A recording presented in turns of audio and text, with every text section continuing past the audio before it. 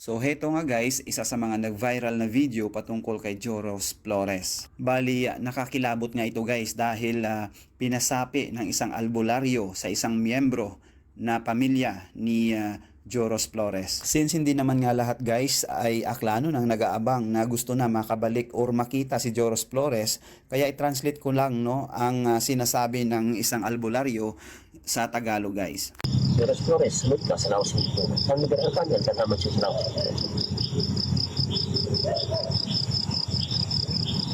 Joros. Anong maraming? Istoryahan niyo. Istoryahan niyo. Kuya?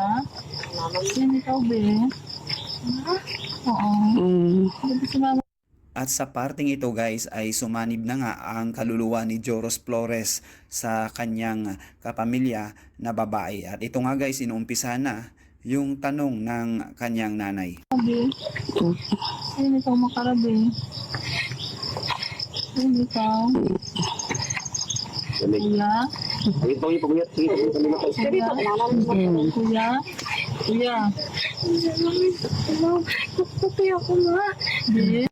Kinausap nga agad ng nanay ni Joros yung kaluluwa ng kanyang anak at sumagot nga ito at umiiyak. At base sa kanyang tono na sinabi ng bata, yung kaluluwa ng bata na ma, tulungan niyo ako ma, sabi niya. So nanginginig nga ito no. Be? Istoryate. Basta ka yung boto na. Be, basuga ha. Basuga. Sin ka dapit ay. Kuya. Kuya. Kuya. Nano ako. Bato ma. Gago. Sabi ng nanay ni Joros, lakasan mo lang yung loob mo, at tinanong niya ito kung saan ka banda. Bigla naman ito sinagot ng kanyang kaluluwa. Sabi habang umiiyak, nasa ilalim daw siya. Magdaong ka kanda unay pagbuhay ka. Magdaong ka kanda be. Be. Magdaong ka kanda una. Pag kinyo ikaw kusin dapat niya bato ron. Paliko. Paliko. Kasi paliko niya no. Karon sa paliko. May dalipi. Pinakaidagan tagid. Oo. Ang balasan daw. So habang nga tinatanong kung saan siya banda ay sige pa rin iyak ng iyak yung kaluluwa ng bata, at sabi nga ay nasa ano daw siya, nasa ilalim tapos sa may paliko banda. So yun ang sinabi ng kaluluwa ng bata. Nga mo ikaw buon din, hindi pa gid ko na maabot. Ni ka kabulin mga sabi ng sila mo ni mo kabulin. Mga nakulay na. Minsan manamon biag. Pani ka una kabulin ka una to. Abot. Wato na naabot. Madagong pagid amalayo pagid.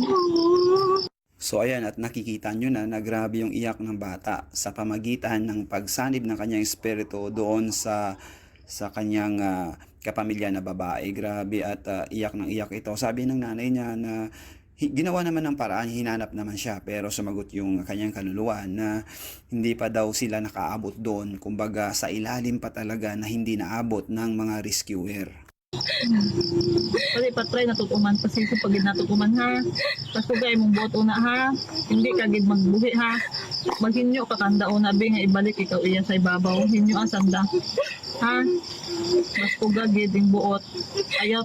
Ano padala-dala o nakanda. Maghinyo ka. Ha ayot. Kuli kasi yan. Kuli kayo sa bagay.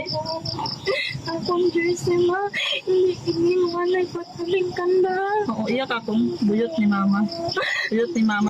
Dito sinabi ng kanyang nanay na lakasan lang yung loob, at sabay naman sabi habang umiiyak yung kaluluwa ng bata na itago daw yung jersey, wag daw ibigay sa iba. So sabi naman ng nanay niya na sige, tinago daw niya lahat ng mga gamit niya. Matanan din gamit. Pati mo mga pati ka lang sa tapo ni mama. Ako man. Basta kayo. Ako man. Sabi mapakita ka ha. Ito, Baka sa daon na, ibalik ikaw ng daka mo. Ay, gahugat si mama. Ay, anak ko. Oo. Hindi. Malamang ako. Sa'yo, pasensya, ginawa.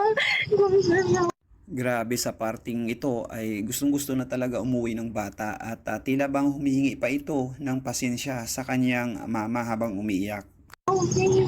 Yung ano, sana ako magpinakapos. Kuya, bakit pa yung kuya? Yung Kuya. subukan ko ng sarili.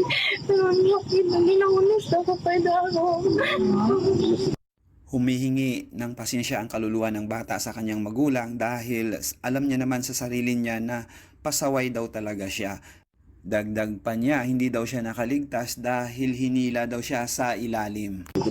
Ay naman abi ng tabok-tabok man abi ikaw ito sayod manimo sin sarili nga hindi ka antigo maggangoy. Impugnan ka man sin classmate sama nag-agto ka ito. Bas ko galang imbuotan to maghinyo ka kandaon na nga ibalik ka nanda. Sa parting ito, sinabi nga ng mama niya bakit ka kasi pumunta doon sa ilog na hindi ka naman marunong lumangoy at pinigilan ka naman ng mga kaklase mo. Tabok sa nagaruin dalan niya ro pagto ya kamon ha. Hindi ka magpaisog-isog una ha. Oo. Iya kami adlaw-adlaw hindi kami magtigil bes. Liko ka kung kita. Huwag ako magpasaway. Basta bugaton ka namon wa ta kami nakikimo. Sabi ng mama niya dyan ay hindi kami susuko, hahanapin ka namin saan ka man, basta magpakabait ka lang dyan at para lang alam mo ay hindi kami galit sa'yo. Basta hugaton ka namon maghinyo ka kanda unang hihatod ka iya kasi kung amat hindi ka man maabot ang mga rescuer kasi kadagog-dagog na mapatod ka kanda iya. Inyo asa na kapintay ka kahoy. Sabi pa ng nanay niya, basta hintayin ka namin, magpaalam ka lang dyan na ihatid ka nila kasi hindi naman maabot talaga ng mga rescuer yung area.